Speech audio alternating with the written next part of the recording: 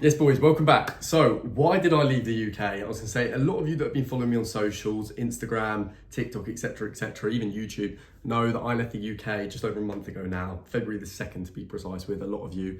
And I'm going to sort of break down why I did it, ultimately how I found it, be brutally honest with the things that I have and I haven't liked. I want to see what's in it for me and why I think a lot of you boys, or even girls watching this video, you should do something like this.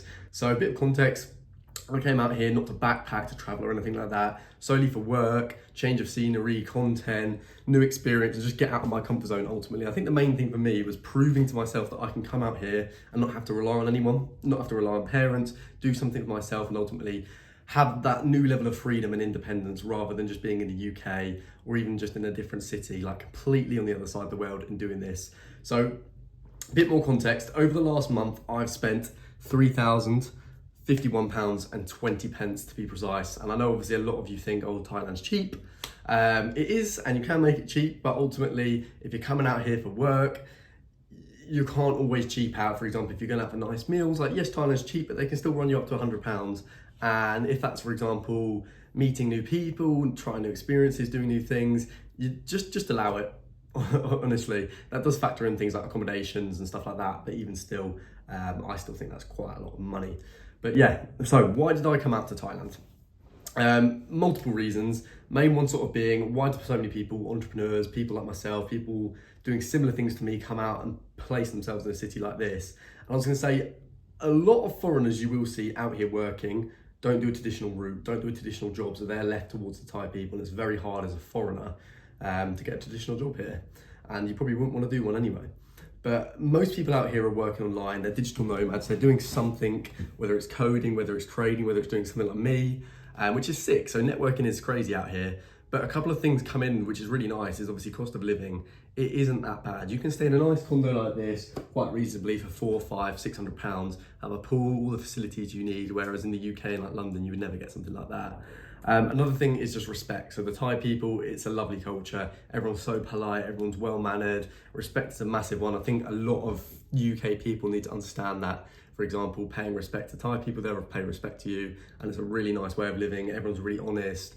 Crime rate's really low. It's really nice to be around. Another one, less distractions. For example, I'm here in my condo by myself. I've got peace, quiet. I haven't got mates going, oh, let's go clubbing, let's go do this, let's go down the Weatherspoons, let's go, like there's less things and you can focus on the things that you actually need to do and actually get done. Yeah, a couple of other things. Weather, first of all, it's pretty much sunny, hot, 30 degrees all year round, apart from the odd rainy season here or there, obviously depending on where you are. So it is really nice. If you want to get a tan, if you want to soak in the vitamins, it's good, it's healthy. That's another thing as well, the food. I'll get into that in just a second. But yeah, having sort of weather like this, and you'll see it, for example, firsthand in the UK, you're surrounded by grim, gloomy weather. It's like when it comes to summer in the UK, everyone's a lot more happy. Everyone's feeling better, everyone's looking better. Exact same applies here, but you can have that all year round, which is really nice. And then the last thing, I haven't set this up for me personally, but I know a lot of people that have, and it is quite sick, is tax. I was gonna say, if you're out here, you're set up here, you're a tax resident, bear in mind a few other things, you can essentially get down to paying zero tax. And if you're an entrepreneur making 6 figures, 5 figures a month, you're saving yourself so much money. So that's definitely another thing. And obviously it can pay for your whole lifestyle out here and all the other money that you would have spent, you could save. So it is what it is. But like I said, main thing I'm here is proving to myself I can do something like this. Ultimately, if I'm still living in the UK, I feel like I haven't really done much. But if I'm out in another country, providing for myself, living out here, trying new things, new people, experiences, it is sick. And ultimately, this is the type of stuff that you watch on YouTube or you watch on TikTok of other people doing the same thing, thinking, why the fuck don't I just do something like that? But ultimately, to get out here, how do you do it? You need a remote source of income, whether it's trading, whether it's doing something like this, whether it's learning a skill, whatever it is, something that you can replace your income currently, provide for yourself out here and just try something new. And I know so many people that have. But yeah, back to what I was saying, ups and downs. How have I found it out here? And this is me being brutally honest. I have had ups and I've had a lot of downs also as well. Ups include, for example, jet skiing with your boys. I don't know if any of you lot watching this video has done jet skiing. One of the most fun things you can do.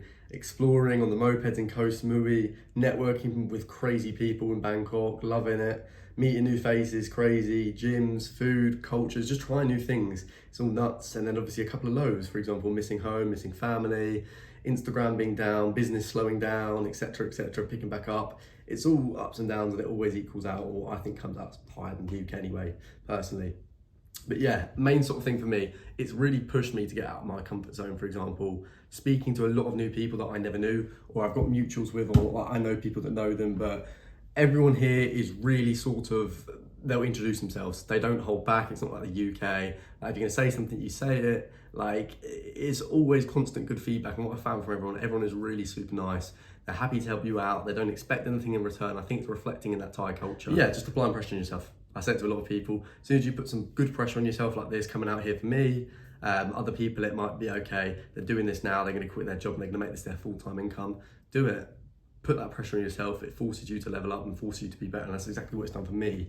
But what's new for me? So 1st of April, I am back to Koh Samui. I'm currently in Bangkok till then.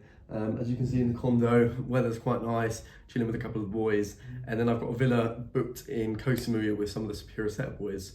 That's going to be interesting. I believe there's about 8 or 9 of us in there, and then we're going to be there for a month. After that, I am flying home to the UK, but that's because it would have been 3 months and my visa would have run out anyway.